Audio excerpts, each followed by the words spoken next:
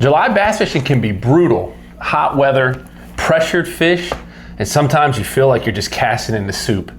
So today, Nolan and I are picking our favorite baits for July bass fishing, and we want you guys to tell us who picked better. It's probably me. Holy cow, you got a scale? Oh my God. What's going on, everyone? Welcome back to Dockside Company. Today, we're talking about the baits we trust the most in the month of July when it gets hot. These aren't just random lures, off their shelves. These are the ones we actually tie on when we want to catch something big. And I'm picking the good ones. Oh yeah, I bet you are. We'll each pick our favorites and explain why we throw them, when we throw them, and why we think you guys should throw them. And then you guys let us know down in the comments who had the better July lures. July fishing is all about timing. Early mornings and evenings, those fish might slide shallow and chase smaller baits, maybe a topwater, something like that. And then when the moving baits get going, it can be a lot of fun. Topwater baits create some of the best strikes in the game. But when that sun gets up high, bass usually want to be in shade, maybe deeper water, hit the grass, the docks, find somewhere that it's easy for them to, go down and eat. So we're gonna talk about that stuff today. My first July pick is topwater, and I'm going with my favorite right now, the Whopper Plopper. It's early morning, it's cloudy, we see the fish are chasing bait, and I want something that's making a lot of noise on top of the water. It's maybe not the most reliable bait all day, but when they hit it, it's the most fun.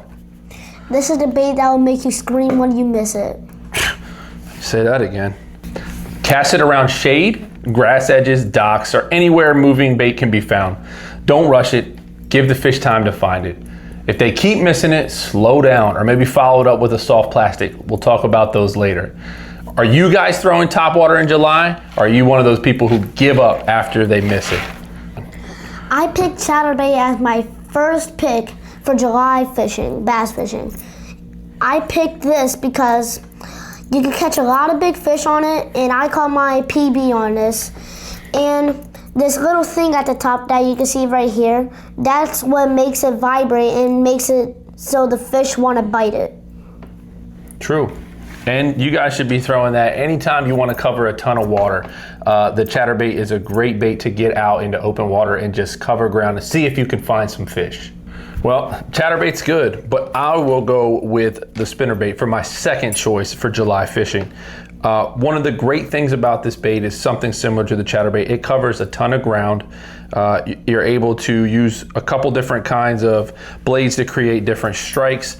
And when you get those hot summer days and that sun is beating down on you, it really helps the bait just glow in the water. So I've recently discovered some trailers that I like to throw on, these little tiny trailers on the back. I feel like it helps the bass find the hook and actually engulf it instead of using some of these with the extra hook on the back. So I would encourage you guys to try a trailer if you haven't yet, but this is an all white one. I like a little bit of a chartreuse or a bluegill, because here where we're at in Maryland, the bluegill are still spawning.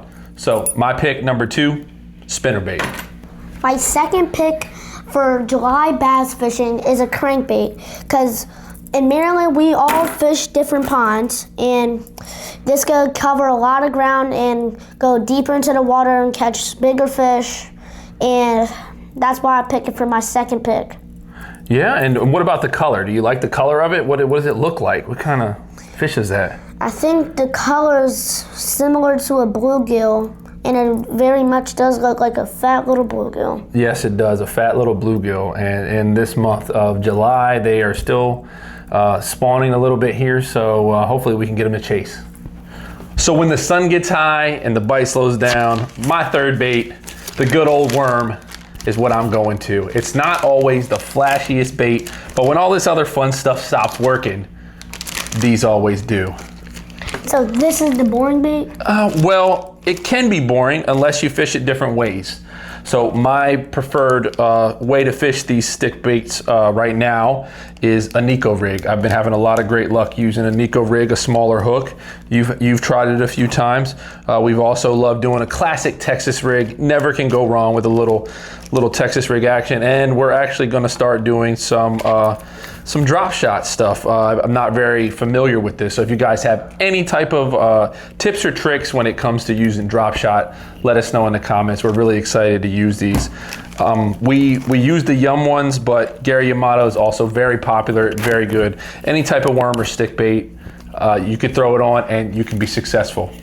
My third and final bait is a white jerk bait fluke. I picked this because it can fish deep waters and catch big and little bass. That's why I pick it for my last and final bait. So you said a soft plastic jerk bait, so how do you fish it? What do you do? So what I would usually do is I will have the rod tip down and then I would jerk it 2 times to my left, and then it will look like a hurt fish in the water, and then that's what attracts the big fish and small fish. Okay, well that's great. That's exactly what I do, and I just hope it attracts bigger fish than you. All right, guys, those are our 3 picks for July. We're gonna go ahead and run through these real quick and rank our favorites. I'll go first. My favorite bait to use is definitely the stick bait. And I love to Nico rig these. It's been such a blast to fish this, and you can trigger all kinds of different strikes, and you're able to switch colors out. I love a green pumpkin. I've been using up the rest of my June bug that's been effective. And any type of, just a small change in water clarity, you can switch these up quickly. Then second, a really close second, I love this Whopper Plopper, top water bite. Nothing quite like it. And then third, I'll put the spinnerbait because I've been fishing this one the longest since I was a kid, probably his age. This thing is very simple to throw and fish. So what about you? Which ones are your favorite? Rank them first to third. What do you think, Nolan? I think this one is my favorite out of all of them because I caught my biggest fish on them, and I could catch a lot of different fish on it. Okay. And the most I catch fish on it is definitely bass. Okay.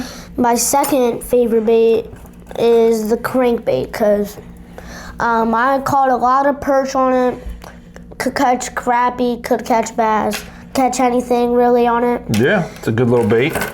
And third and final, I have my white flukes.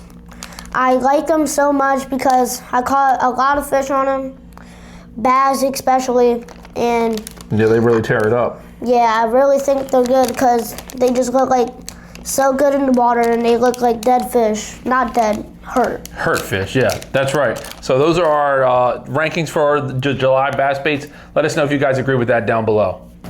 All right, now we need you guys to settle it. Who had the better July picks, me or Nolan? And what bait did we leave out and we absolutely should have put on this list? Comment Team Nolan down below in the comment section.